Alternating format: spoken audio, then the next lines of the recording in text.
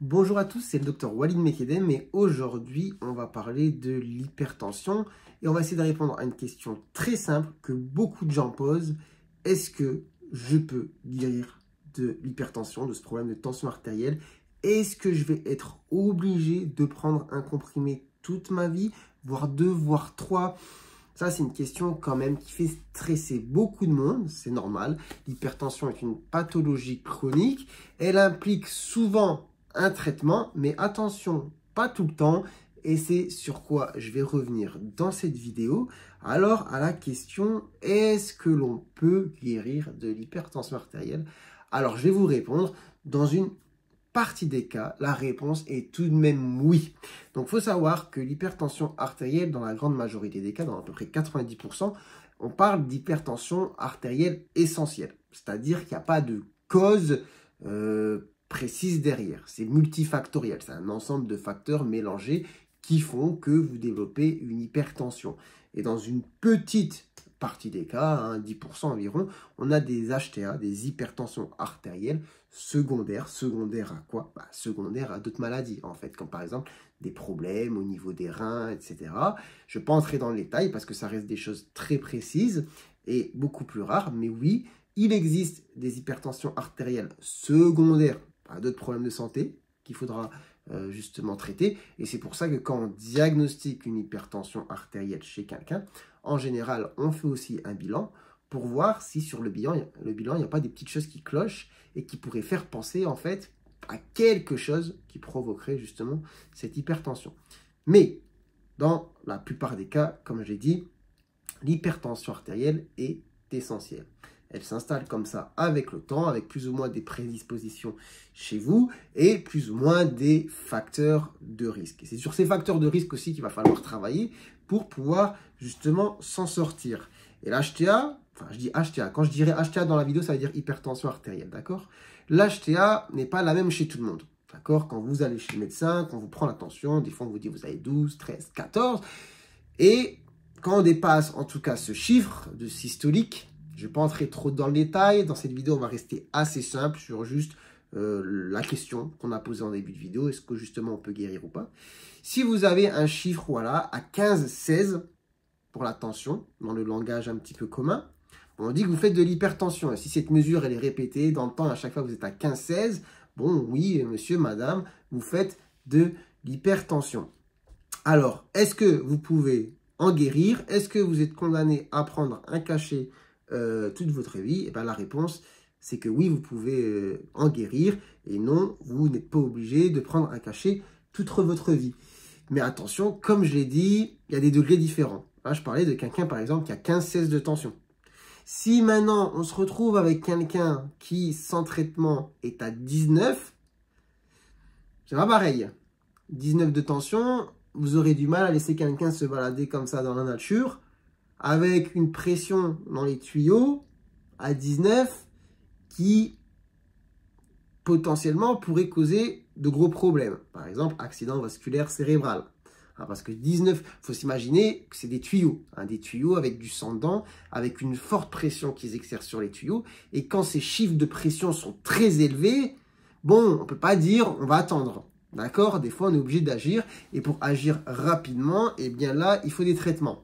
Maintenant, dans quand même une bonne partie des cas, quand on fait un diagnostic d'hypertension chez quelqu'un et qu'il n'y a pas de cause secondaire justement à cette hypertension, dans une bonne partie, on est chez des gens qui font 15, 16 de tension. Même si le deuxième chiffre est tout aussi important, mais là, on va rester sur le chiffre de la systolique pour qu'on se comprenne plus facilement. Mais voilà, dans le langage habituel, quand vous dites vous avez 15, vous avez 16, vous savez que votre tension est haute. Elle se répète à chaque fois avec les mêmes chiffres, 15, 16, bon, ok. Ok. Il y a de la tension. Alors, qu'est-ce qu'on fait? Eh bien, écoutez, déjà, on va changer des petites choses dans la vie de tous les jours. Et on va voir si ça marche. Si ça ne marche pas, eh bien, mettre un traitement. Parce que oui, on ne va pas laisser votre tension artérielle haute tout le temps sans rien faire. Maintenant, si les mesures de la vie de tous les jours marchent, eh bien, c'est tant mieux. Et si elles ne marchent pas maintenant, ça ne veut pas dire qu'elles ne marcheront pas plus tard. La mesure, par exemple, une des grandes mesures qui va faire qu'on peut modifier la tension artérielle, c'est quand même la perte de poids. Chez certaines personnes, par exemple, qui sont obèses, qui ont ce qu'on appelle un syndrome métabolique, c'est-à-dire un ensemble de beaucoup de problèmes de santé qui s'intriquent ensemble et qui forment ce qu'on appelle ce syndrome métabolique. Et bien, par exemple, si on perd beaucoup de poids, en général, la tension va baisser. Et du coup, quand on a 15 de tension, qu'on n'est pas très loin de la tension normale, eh bien oui, si on fait une grosse perte de poids, on peut retrouver une tension normale.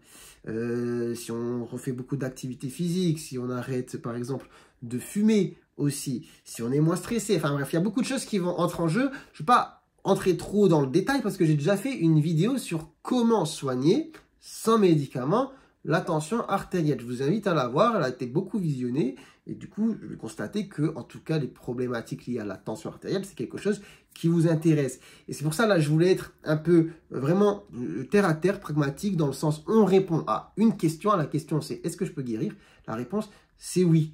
Il y a beaucoup de choses, comme j'ai dit, à modifier. Le poids, l'activité physique, les consommations de certaines substances, les apports en sel, le stress, le sommeil, l'apnée du sommeil. Et oui, il y a des gens qui ont des apnées du sommeil très sévères qui vont justement provoquer l'hypertension artérielle. Et du coup, si on corrige très bien l'apnée du sommeil, eh bien, on va jouer. Tout ça, je l'ai mentionné dans la vidéo précédente. Donc, je vous invite à la voir.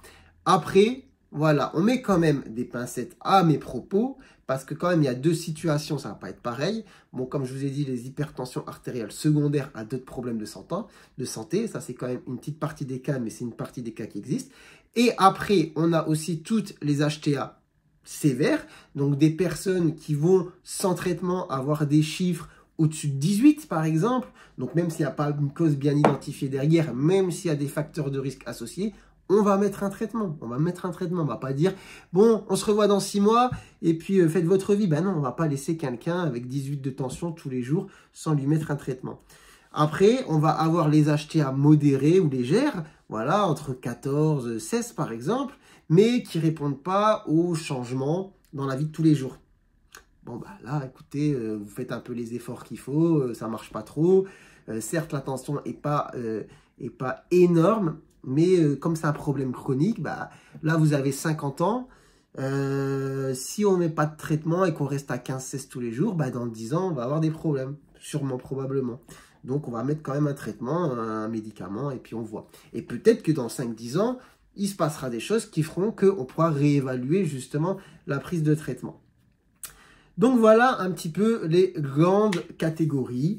Voilà, j'espère que cette vidéo en tout cas vous aura appris des choses, vous aura peut-être rassuré. Si récemment vous avez été chez le médecin et que vous avez vu que la tension a été un petit peu haute, je vous invite à aller voir, comme je vous ai dit, une autre vidéo que j'ai faite sur tous les moyens à mettre en œuvre dans la vie de tous les jours pour justement baisser les chiffres de tension artérielle.